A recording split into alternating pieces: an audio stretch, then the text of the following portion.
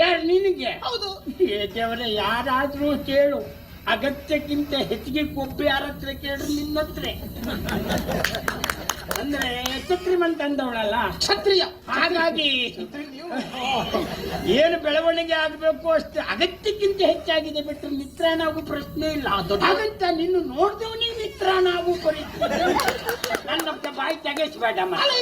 ನಾನು ಶ್ರೀಮಂತರ ಮನೆಯಲ್ಲಿ ಬೆಳೆದವಳು. ಅಯ್ಯೋ ಮಾರೇತಿ, ನನ್ನ ಪರಿಸ್ಥಿತಿ ನಿನಗೆ ಒಂದು ಮಾತು ಹೇಳುದ, ನೀನು ಓಡ್ತಿ, ನೀನು ನಡೆಯುವುದಲ್ಲ.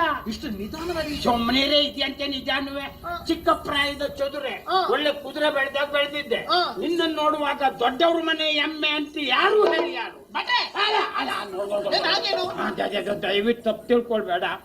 ಈ ರೂಢಿ ಮಾತಿನಲ್ಲಿ ಕೆಲವೊಂದು ಅರ್ಥ ಇರ್ತದೆ. ನಮ್ಮಲ್ಲೆಲ್ಲ ಈ ಶ್ರೀಮಂತಿಕೆಯಿಂದ ಬೆಳೆದವರಿಗೆ ಹೇಳುವುದೇ ಹಾಗೆ.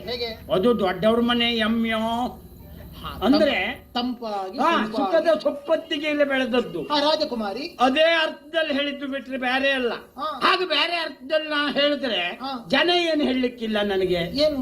ದೊಡ್ಡವ್ರ ಮನೆ ಎಮ್ಮೆ ಮುಂದೆ ಹೋಗ್ತಾ ಉಂಟು, ಕೂಡದೆ ಹೋದ ಕೋಣ ಹಿಂದೆ ಹೋಗ್ತಾ ಉಂಟು ಹೇಳುವುದಿಲ್ವಾ? ನಾನಂತ ಸಿಕ್ಕಿ ಬೀಳು ಮಾತಾಡುವುದೇ ಇಲ್ಲ. ಬರೋದೇ ಇಲ್ಲ. ನಿಮಗೆ ಏನಾಗಿದೆ? ನಿಮಗೆ ಬರುವುದೊಂದು ನನ್ನ ಪರಿಸ್ಥಿತಿ ನಿನ್ ಗೊತ್ತಿಲ್ಲ. ಎಷ್ಟು ವರ್ಷ? ಎಷ್ಟಾಯ್ತು? ವರ್ಷ? ಹೌದು. ಏನಿಲ್ಲ ಅಂದ್ರೂ ಒಂದು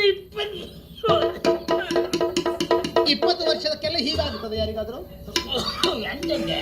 20 ವರ್ಷ ತುಂಬು ಯೌವನ. ಅಯ್ಯೋ, 20 ಬಾಕಿ, ಒಂದು 100ಕ್ಕೆ ನನಗೆ 80 ವರ್ಷ. ನೋಡು, ನಿಂದ ಇದು ಪ್ರಾತ್ಯಕ್ಷಿತೆ ಬೇಡ ಆ ವಿಷಯದಲ್ಲಿ. ನೀನು ಪ್ರಪಂಚದಲ್ಲಿ ಯಾರಿಗೂ ಆಗದಿದ್ದಾಗ 80 ದೊಡ್ಡ ಹೆಗ್ಗಳಿಕೆ ಎಂತದಪ್ಪ? ನಿಂಗೆ ವಿಷಯ ಆದ್ಮೇಲೆ 80. ಅಂಬೆ, ನಿಂಗೆ ವಿಷಯ ಗೊತ್ತಿಲ್ವೇ? ಎಂತದ್ದು? ನಮ್ಮೂರಿನಲ್ಲಿ ನನ್ನ ಪ್ರಾಯದವ್ರು ಯಾರು ಇಲ್ಲ. ಹೌದಾ? ಒಂದು 3 ವರ್ಷದಿಂದ ಈಚೆ ಹೋದ್ರು ಎಲ್ಲರಿಗೂ ಒಂದೇ ಶ್ವಾಸಕೋಶ. ಯಾರು ನೋಡ್ರಿ ಶ್ವಾಸಕೋಶ ಸುಕ್ಕಡೆ ಕೆಮ್ಮುದೊಂದೆದ್ದಿದ್ದು ಅದು ಉಂಟಲ್ಲ. ಇಡೀ ನಮ್ಮ ಕೇರಿಯಲ್ಲಿ ನಾನೇ ಹಿರೀಕೊರಡು. ಹೋದ್ರೆ ಮಲ್ಕೊಂಡವ್ ಹೇಳಲೇ ಇಲ್ಲ. ಎಷ್ಟೋ ಜನ ಏನು ಮಾಡುವ ಸ್ವಾಮಿ?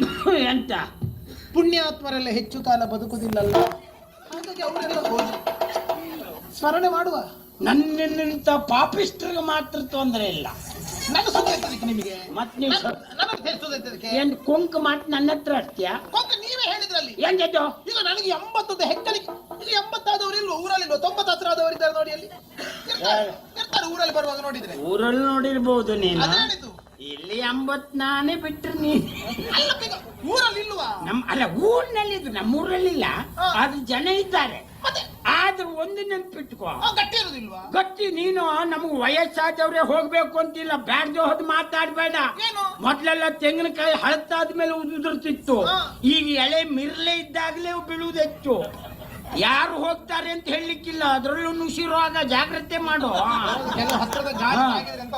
ಗಾಳಿ ತಾಗಿದ್ರಲ್ಲ ಮಾತಾಡ್ತಾಳೆ. ಆರೋಗ್ಯವಂತರಾಗಿರುವುದಿಲ್ವಾ? ಮಾರೈತಿ, ನನ್ನ ವಿಷಯ ನಿಂಗೆ ಗೊತ್ತಿಲ್ಲ.